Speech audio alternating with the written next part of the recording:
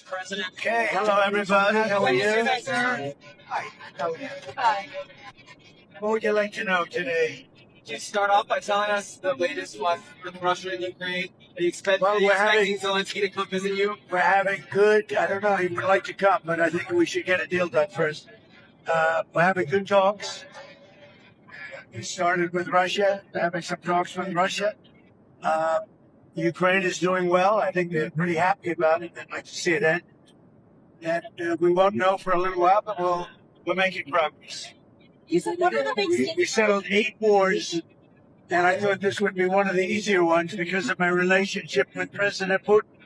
But this is probably one of the more difficult ones. There's a lot of hatred. You said there were disagreements.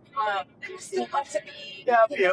Can you tell us what those are? Well, it's just the standard things, but people are starting to realize it's a good deal for both parties. If they got to stop the war, they're losing a lot of people, a lot of soldiers, mostly soldiers. In that 28-day plan, was originally should have gotten said that you That was an original proposal, and then from there we went back. So when it comes to ceding land to Russia, is that still on the table or has that changed? Well, they're talking about going land both ways and trying to clean up a border. You know, you can't go through the middle of a house. You can't go through the middle of a highway. So they're trying to work something. It's a complicated process. Doesn't go that quickly. What about security guarantees and? Well, we're working that out with Europe. Europe will be largely involved in that. We're working that out with Europe. Europe really wants to see it end if possible. There were a lot of Republicans who felt that the first 28-point plan was too favorable to Russia. Have you changed Well, that was just a map. All that was is a map. That was not a plan. It was a concept. And from there, they've taken each one of the 28 points, and then you get down to 22 points. A lot of them resolved, and actually very favorably solved. So we'll see what happens. Do you think that Ukraine was being asked to give too much land back to Russia? I know at one point you said they shouldn't have to give any back. It's really up. Look, the way it's going, if you look, it's just moving in one direction. So eventually that's land that over the next couple of months might be gotten by Russia anyway. So do you want to fight and lose another 50, 60,000 people?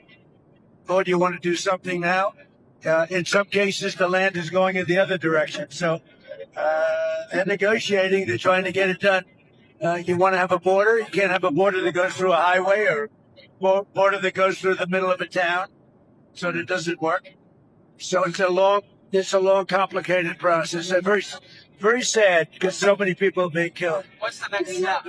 They're going to keep talking. They're talking to Russia now.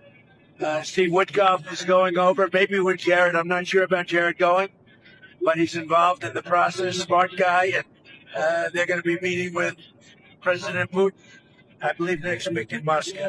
Next week in Moscow? I think so, yes. What kinds of concessions are the Russians going to have to make? Well, they're making concessions. Their big concession is they stop fighting and they don't take any more land. Again, it's a war that would have never happened if I was president. This was not anything that was going to happen. This happened because of stupidity.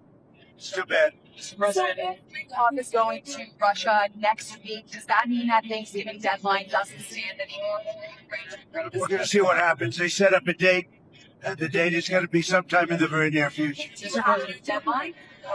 No, I don't have a deadline. You know what the deadline for me is? When it's over.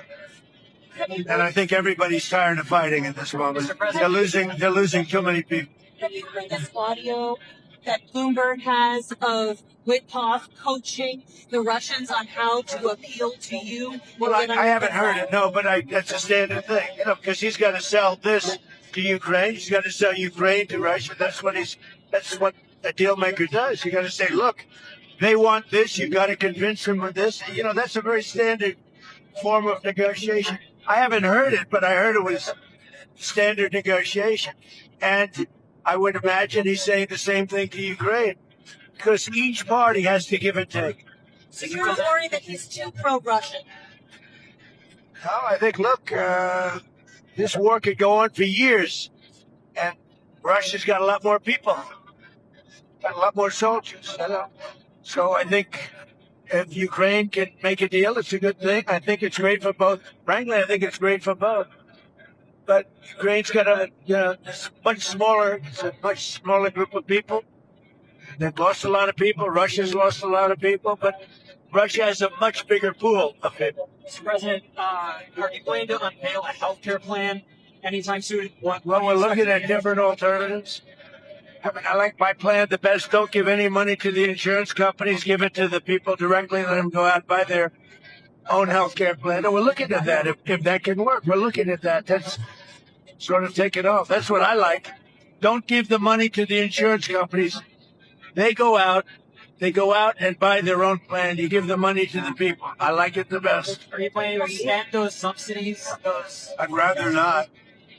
Somebody said I want to extend them for 2 years. I don't want to extend them for 2 years. I'd rather not extend them at all. Will you do this? Maybe some kind of an extension may be necessary to get something else done. Because the Unaffordable Care Act has been a disaster. It's a disaster. And I said it was when it first got put in. Unfortunately, we lost a couple of Republican votes and the Democrats voted for it. It's a Democrat plan. And the premiums are going up. And it's the Democrats' fault. But, they are negotiating with me. It's very interesting. They want to see something happen. Who are you talking to on the I can't tell Democrat you who, side? but we have a lot of Democrats want this plan to happen. They would love to see the money go to the people and the people go out and get their own health care. And there would be nothing like it. Are you planning to replace Cash Patel as No, he's doing a good job. This week, Cash Patel? No, he's doing a great job, I think.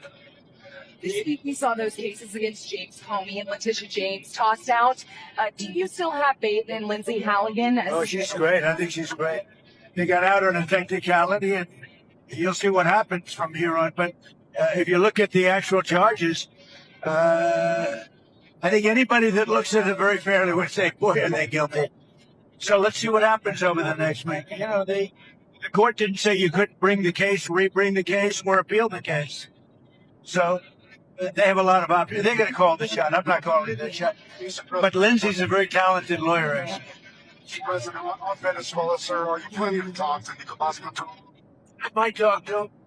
We'll see, but we're discussing that with the different staffs. We might talk about Venezuela.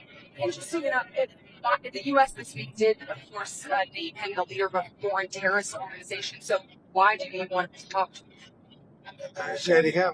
Maduro, the U.S. Yeah, right. designated him the leader of this foreign terrorist organization. Why do you want to talk to him if he's the leader? If we can save lives, if we can do things the easy way, that's fine. And if we have to do it the hard way, that's fine too. Mr. President, do you have goal any reaction? if you Well, carry I'm not on? going to tell you what the goal is. You should probably know what the goal is, but they've caused a lot of problems. And they've sent millions of people into our country. They were probably the biggest abuser with Tren de Aragua and all the others that they sent in, the drug dealers, the drug lords, the people that they sent in, the jailbirds. They opened their jails and prisons and dumped them into the United States. And we're not happy about it. Do you want to Do you have any reaction? reaction? Do you have any reaction to Mayor Bowser announcing she's not running for re-election in D.C.? Well, I got along with her very well. I liked her. We worked together. D.C. is now a safe community. It's a great community. You people know it better than I do because you live there. But D.C. is now safe. The restaurants are booming. The place is booming. We have no crime. And we did that all in a period of 3 or 4 weeks and then made it better and better and better. And now we're setting new records. I mean, literally, it's as safe as there is anywhere in the country now. And if you go back a year, it was a very unsafe place. Before I got here, D.C. was a very unsafe, and it's our capital. We have to make it safe. We're doing really well in Memphis, Tennessee, and we're doing well in other places. The one that is really troubling is what's happening in Chicago.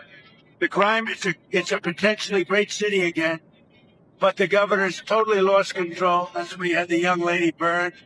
It's where you had a lot of killings over the last very short period of time. Killings. The governor has totally lost control of the state, and the mayor is grossly incompetent.